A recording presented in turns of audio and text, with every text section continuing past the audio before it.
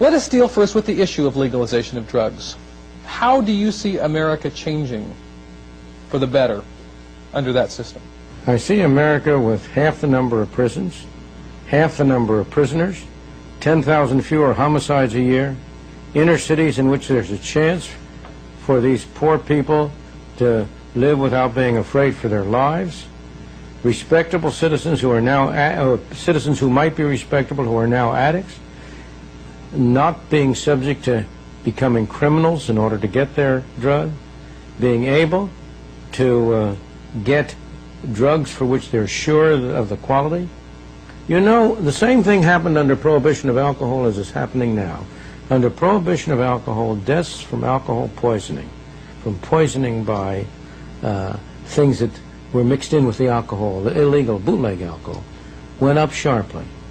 Similarly, under Drug Prohibition, deaths from overdose, from adulterations, from adulterated substances.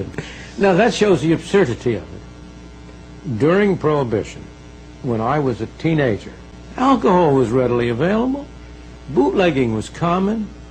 Any idea that alcohol prohibition was keeping people from drinking was absurd. There were speakeasies all over the place, but more than that. We had this spectacle of Al Capone, of the hijackings, of the gang wars. Almost all, there are an enormous number of innocent victims now. You've got the people who are whose purses are stolen, who are bashed over the head by people trying to get enough money for their next fix. You've got the people killed in the random drug wars. You've got the corruption of the legal establishment. You've got the innocent victims of the taxpayers who have to pay for more and more prisons and more prisoners and more policemen. You've got the rest of us who don't get decent law enforcement because all the law enforcement officials are busy trying to do the impossible problem. The case for prohibiting drugs is exactly as strong and as weak as a case for prohibiting people from overeating. We all know that overeating causes more deaths than drugs do.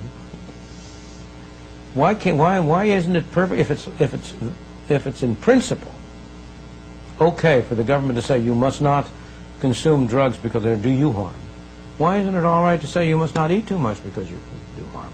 Why isn't it all right to say you must not try to go in for skydiving because you're likely to die? Why isn't it all right to say, oh, skiing, that's no good, that's a very dangerous sport, you'll hurt yourself? Where do you draw the line?